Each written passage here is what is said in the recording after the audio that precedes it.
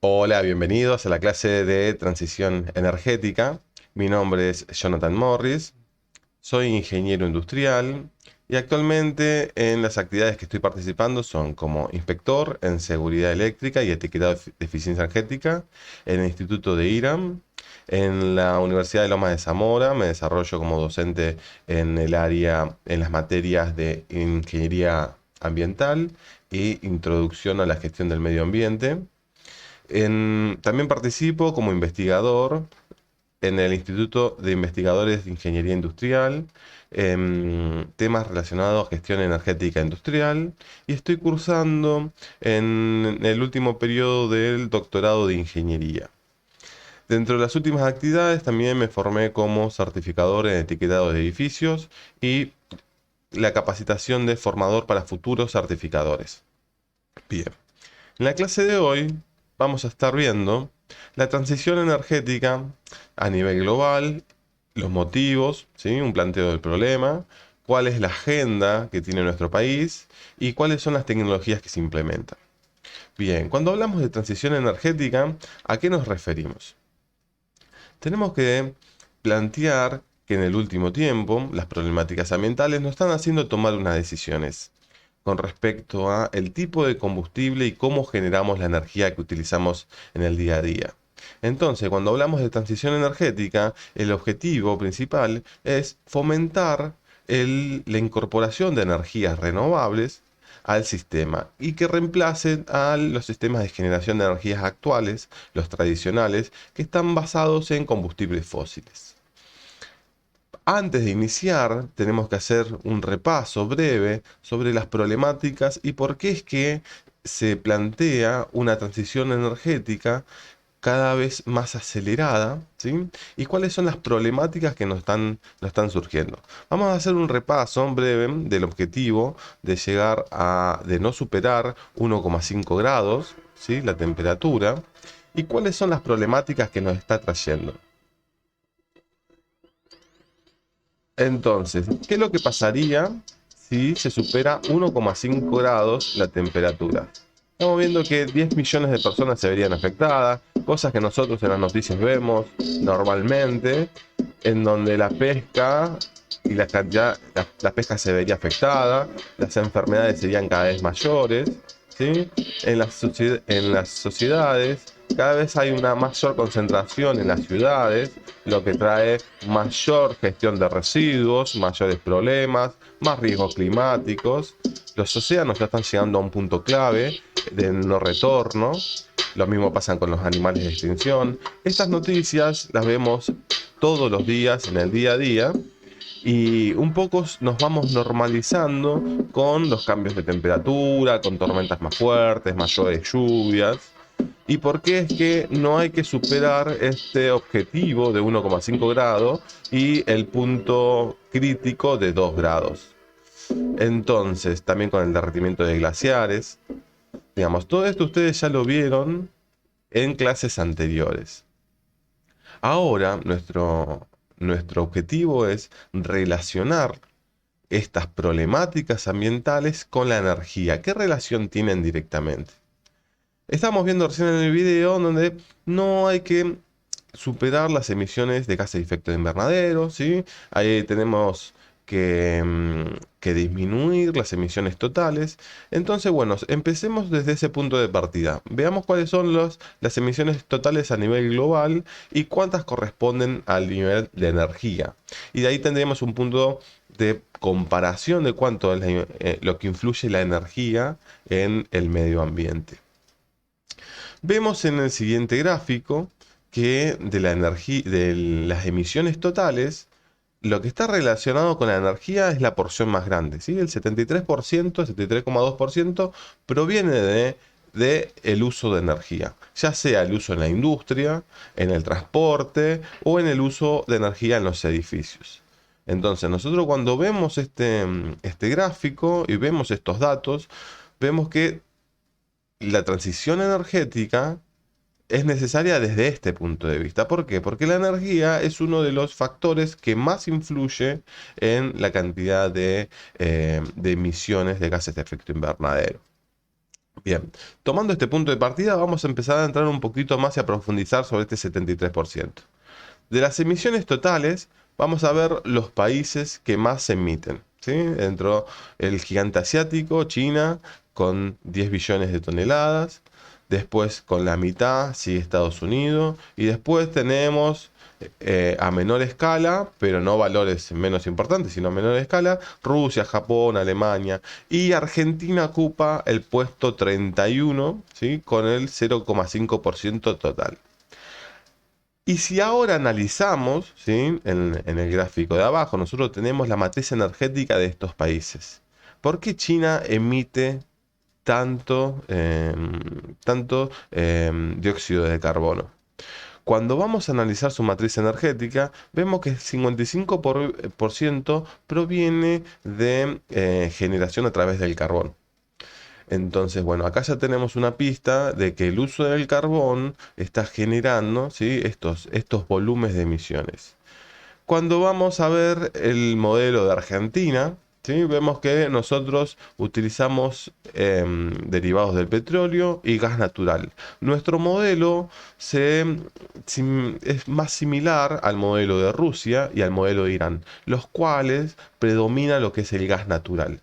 En India también es un gran, digamos, consumidor de carbón para generar energía. Bien, entonces acá ya tenemos una pista de que la matriz de los principales países, las principales potencias, está basada en combustibles fósiles. Esto un poco los datos que se ven graficados en las tablas anteriores, en donde vemos que, bueno, Argentina se posiciona en el puesto 31, ¿sí? No es uno de los primeros puestos, no tiene una de las mayores emisiones, pero, eh, pero así y todo supera el promedio per cápita del mundo, ¿sí? Siendo el promedio per cápita del mundo 76 gigajoules y Argentina está en 79,7. Ahora, vamos a ver realmente de las emisiones que corresponden a Argentina, cuáles son los sectores más predominantes. Tenemos que energía eléctrica, la generación de energía eléctrica aporta el 25% de los gases de efecto invernadero. El transporte el 26%. O sea que entre transporte y la generación de energía eléctrica ya tenemos el 50%. Nuestra matriz de transporte nacional se basa básicamente en vehículos, ¿sí? Que son tipo camiones. La red de trenes está muy poco aprovechada, o muy poca. Sabemos que en el último tiempo cada vez después de los años 90 eso se redujo, pero bueno, al ser la mayoría camiones, ahí donde tenemos, y bueno, en los vehículos personales, el mayor aporte de gases de efecto invernadero. Después, el área de edificios residencial, el 14%, que es otro porcentaje importante, y el industria 17%. Pero bueno, vemos relacionado también entre transporte y energía el 50%, datos y residencia, datos similares a los que veíamos en el mundo. Cerca del 65% que están aportando en las mismas áreas. Y ahora profundicemos un poquito más a ver cómo está compuesta nuestra matriz energética, ¿sí? En Argentina, la energía que nos llega a nuestra casa, ¿de qué fuentes proviene? ¿Qué combustibles son los que se utilizan? El 55% proviene del gas natural y el 26% del petróleo, ¿sí? Tenemos el mayor consumo, ¿sí? Proviene de estos dos combustibles fósiles.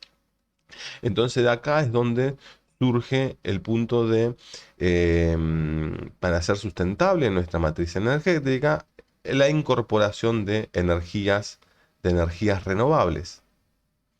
Ahora veamos, ¿sí? Ya vimos qué combustibles se usan, ahora vamos a ver qué tipo de tecnología es la que predomina, ¿sí? El 61% de la energía que se produce viene de la generación térmica. Y esa generación térmica, el 90% utiliza gas natural. Tenemos una gran presencia de energía hidráulica, que es el 22%, y renovables y nuclear ahí en las últimas porciones con 10% y 7%. Entonces, cuando planteamos de una matriz sustentables, vemos que este 61% es el que mayor presencia tiene y es el que con el cual se tiene que tender a reducirse. Bueno, entonces, viendo este punto de vista de cuál es la tecnología que más se usa para la generación, planteemos lo siguiente, y viendo también que estamos en el puesto 31. ¿Realmente en Argentina tenemos problemas ambientales? Ustedes, los invito a que se hagan esa pregunta. Últimamente, ¿vieron alguna modificación en el clima, en sus hogares, en sus regiones, algo que los afecte directamente? Bueno, acá les comparto una estimación de impactos previsto por la Secretaría de Gobierno de Ambiente y Desarrollo Sostenible en las diferentes zonas del país, en donde se plantea en la zona del norte un estrés hídrico con un aumento de temperatura, ¿sí? Después, alta frecuencia de precipitaciones en zonas cercanas a donde nosotros estamos. Después, retroceso de glaciares en el sur. Crisis del agua, ¿sí? En el centro del país. Aumento del nivel del mar.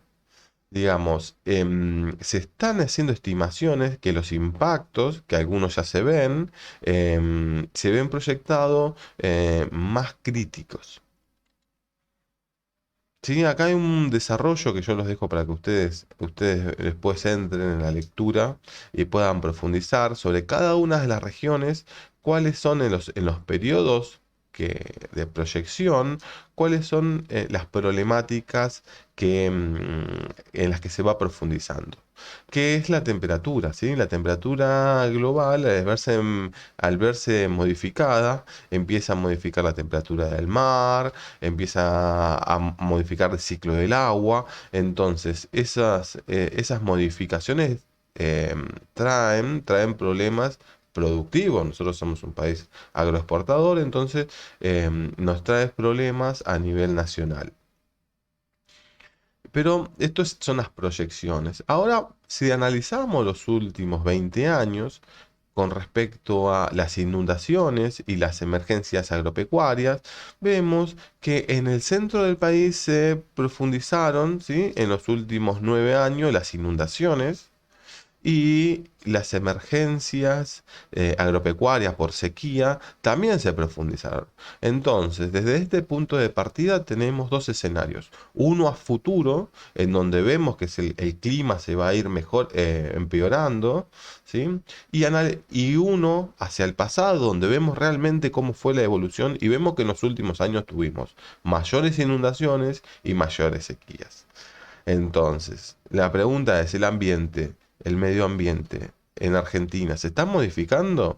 Y la respuesta, tenemos evidencia de que sí, de que debido a las inundaciones y las sequías en los últimos años, se están viendo ya modificaciones. A pesar de estar en puestos lejos del top en emisiones, al ser un sistema global, estar todo interconectado, la temperatura no está afectando.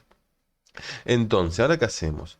Planteamos que la energía es uno de los principales emisores de gas de efecto invernadero, tenemos problemáticas en el medio que nos está rodeando, el problema nos está llegando a nuestra casa, ¿sí? Porque ya nos está tocando la puerta. ¿Qué planteamos?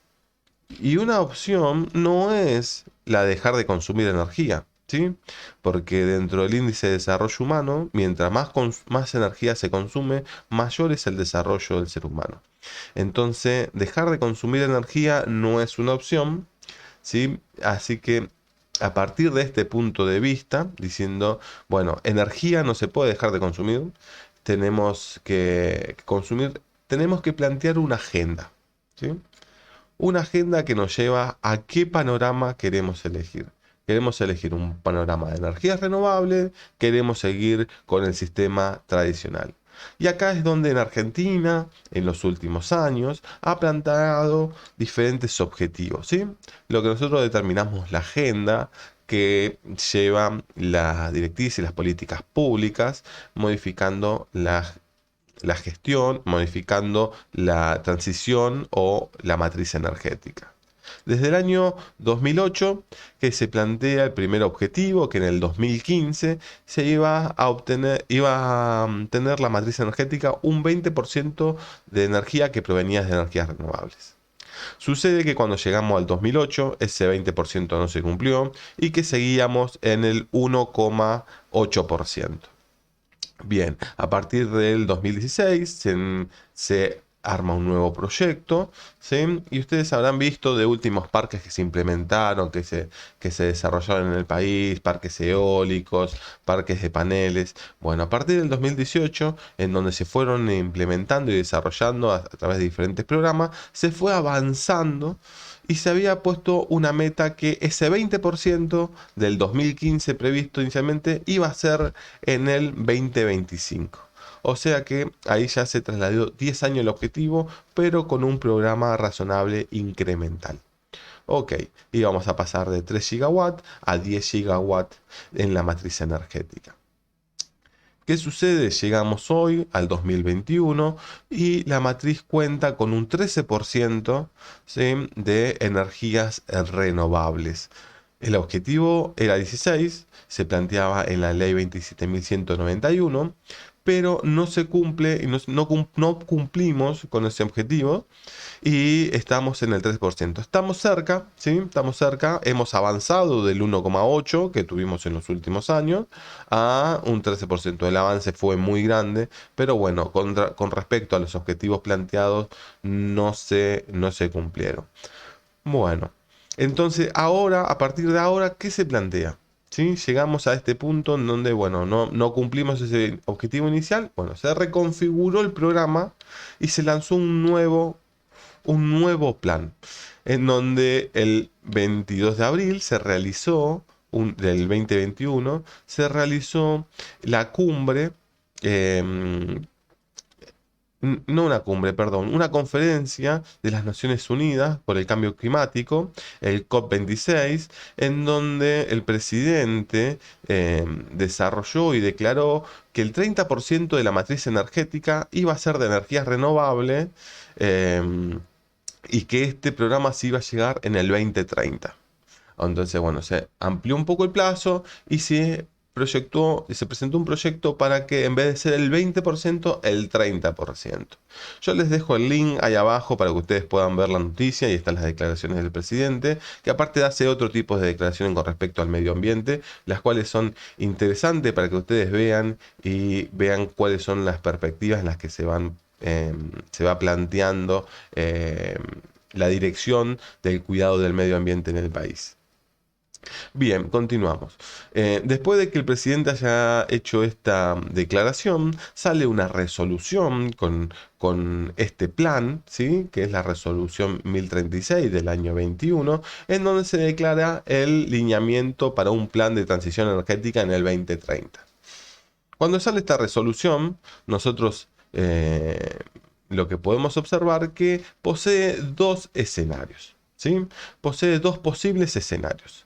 Posee un escenario conservador, en donde en el 2030 se va a llegar al 20% de energías renovables en la matriz energética, y otro un poco más ambicioso, que implica un 30% de energías renovables en la matriz.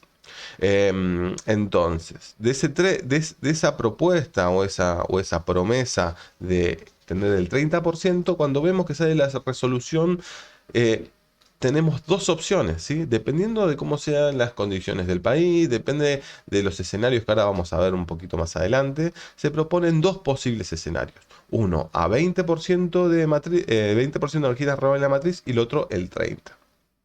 Bueno, dentro de los objetivos, esto se enmarca en los objetivos los 17 Objetivos de Desarrollo Sostenible de la ONU, ¿sí? Y que los principales pilares son la seguridad eléctrica para el país, la sostenibilidad ambiental, eficiencia y competencia, inclusión social y empleo. Pero bueno, lo que vamos a entrar a analizar estos dos programas, ¿sí? El conocido como REN 20, que implica mayores requerimientos de petróleo y gas natural y una participación de 20% de energías renovables. Este escenario se plantea llegando a este 20%, obtendríamos una potencia de energía renovable total de 8.700 megawatts. Pero se contempla en un ritmo, ¿sí?, de demanda de divisas extranjeras menor. ¿Sí? Considerando un ritmo de divisas extranjeras menor, se podría llegar a obtener este 20%. En cambio, si estas divisas o estas inversiones exteriores podrían incorporarse al país, se podría llegar a este plan inicial propuesto del 30% de energías renovables en la matriz. ¿Sí? Entonces, básicamente, lo que tienen que ver es, se proyectan dos posibles escenarios dependiendo cuáles son las condiciones internas y externas del país. Y los principales supuestos es que va a haber un aumento en la población, va a haber modificaciones en los hogares, va a haber un aumento del PBI, ¿sí? La cobertura de gas natural en el país, llegando al 63% de cobertura, las políticas, las políticas energías renovables, en los escenarios del 2030, 20 y 30%, cómo van a continuar, va a haber una modificación en el parque automotor. Y después un programa de eficiencia energética que incluye a las industrias. Bueno, estos son los principales supuestos, ¿no? Las modificaciones en cada uno de estos principales factores que se van a ir modificando a través de esto, desde esta fecha hasta el 2030, y cómo vamos a ir avanzando en los dos supuestos escenarios. Cuando entramos a ver los números duros para realmente cuánto es la diferencia y la potencia propuesta e instalada, vemos que entre los dos proyectos, entre una potencia y la otra es un 1%. ¿Sí? Y la diferencia entre el REN 20 y el REN 30 es que en el REN 30 se instalaría una potencia eólica de 2.700 megawatts más y una planta de 450 megawatts más de energía solar. Esas vendrían a ser las dos diferencias en respecto a los dos proyectos, en los dos escenarios en el mismo proyecto que se están planteando. Bien, y esto sería la matriz final, dependiendo en qué escenario nosotros quedemos. Y acá está bueno poder compararlo con la situación actual. En el gráfico de arriba tenemos la situación actual, en donde vemos que tenemos energía térmica actual 61%. Bueno, en el escenario más conservador, el menos ambicioso, terminaríamos con 40% de energía térmica, un 20% de energías renovables. Habría un aumento de un 9% de energía nuclear, ¿sí? Y la energía hidráulica quedaría exactamente igual. Se modifica el porcentaje, pero ustedes fíjense que son 50 megawatts. O sea que ahí no va a haber nuevas inversiones en centrales hidráulicas. En cambio, en el escenario más ambicioso, tendríamos 31% de energía térmica, 8% de energía nuclear y 30% de energías renovables, de los cuales provendrían 64 de eólico, ¿sí?, 30 de solar, en donde vemos que la mayor presencia sería en los parques eólicos. Bueno, ese es el sistema que se está planteando en transición energética que nosotros tenemos en el país para los próximos 10 años. Bien, hasta acá lo que vimos fue el planteo del problema y cómo es el desarrollo de nuestra transición energética en el país para los próximos 10 años. Ahora, a ustedes como profesionales, los que yo los invito es a ver lo siguiente. Cuando nosotros analizamos este mismo problema que estamos abarcando desde qué tipo de energía, qué tipo de fuente de energía vamos a tener en el país, tenemos que analizar lo siguiente, que es la tecnología que se están desarrollando. ¿sí?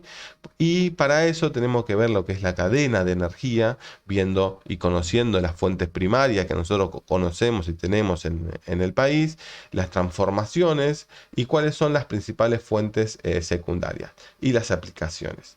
Entonces, si hacemos una transición energética integral, un programa integral, la misma tiene que tener presencia en cada uno de los eslabones de esta cadena.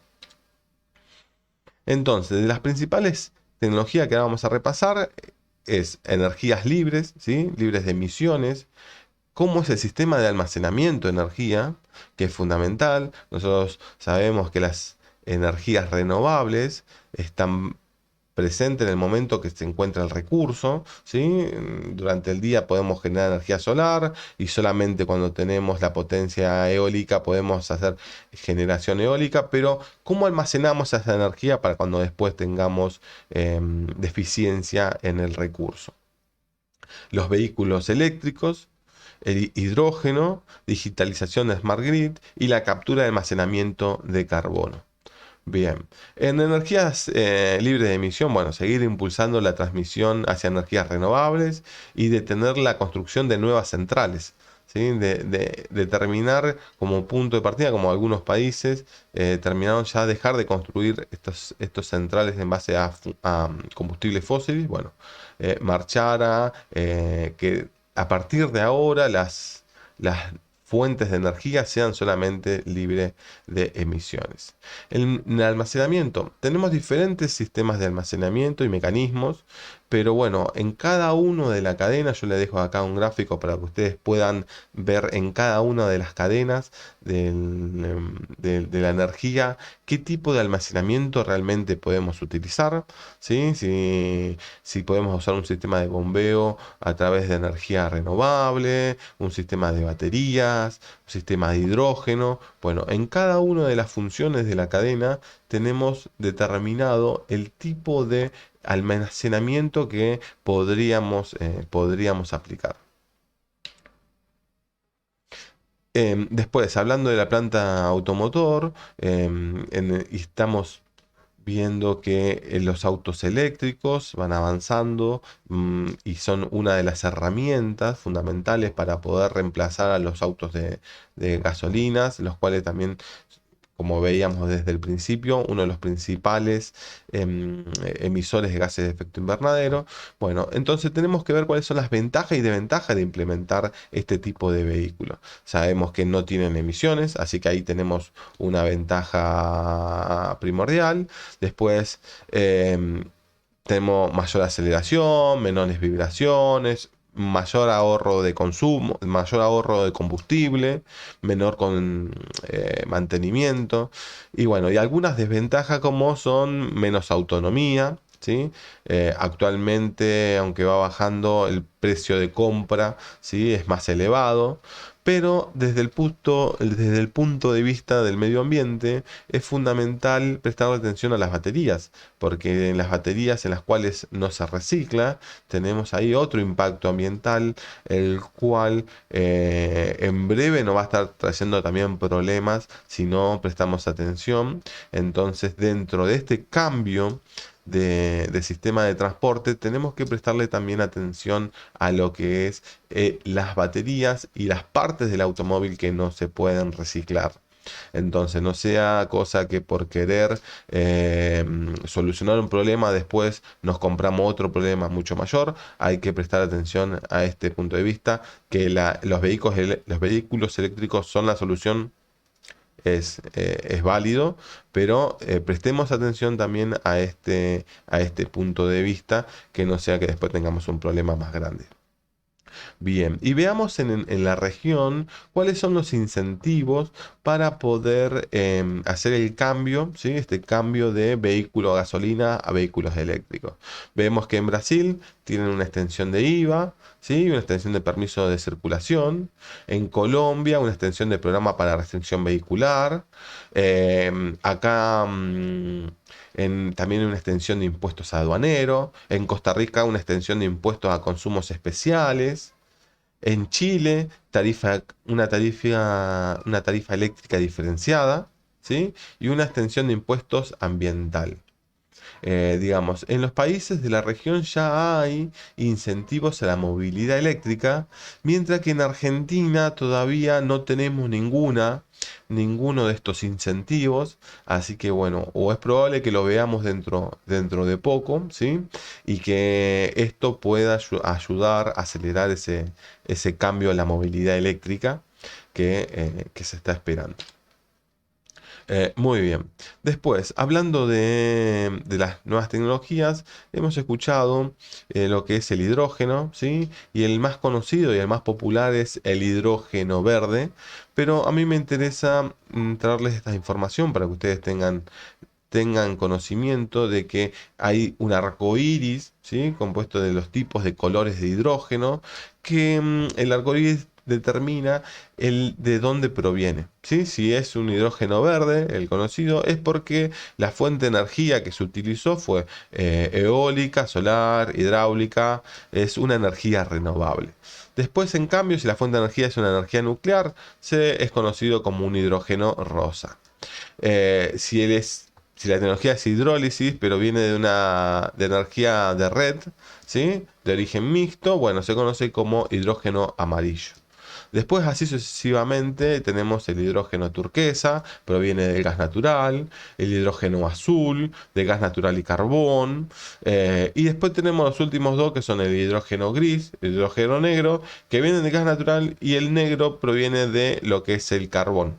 Entonces, utilizar hidrógeno está muy bien en las nuevas tecnologías, el hidrógeno verde, pero tenemos que prestar atención de que no todo lo que sea hidrógeno es amigable con el medio ambiente y va a estar libre de emisiones, ¿sí? Sino que tenemos que saber bien las especificaciones de dónde proviene y bueno, qué categoría de color le corresponde. Bien, y por último, lo que corresponde a la remoción de dióxido de carbono. Acá yo les traigo tres métodos, los cuales algunos están en métodos en etapas experimentales, ¿sí? Como mejorar la meteorización de la agricultura a través de la incorporación de rocas de silicatos finamente trituradas, en donde a través de las raíces del cultivo y una reacción química captura el dióxido de carbono que está en el ambiente y es arrastrado hacia el suelo. Y después ahí, bueno, se puede procesar. Después la captura de carbono con energía térmica del océano, en donde se bombea agua, ¿sí? Desde las profundidades y a través de una reacción química se absorbe dióxido de carbono del aire que está en la superficie de los océanos y después se puede generar energía eléctrica y también generar hidrógeno. O si no, bueno, un poco la que está más desarrollada, la bioenergía, que consiste en el crecimiento de árboles, la quema de esta biomasa y la captura del dióxido de carbono que es liberado durante la quema. Entonces, digamos, estos son uno de los principales métodos para la remoción de dióxido de carbono en el ambiente. Pero de estos proyectos que yo les vengo hablando, de hidrógeno, de remoción de dióxido de carbono, almacenamiento, energías libres, no quiero dejar de comentarles, ¿sí? Lo que corresponden a los bonos de carbonos. Y cómo está funcionando actualmente el sistema y si es válido en Argentina, si hay algún proyecto.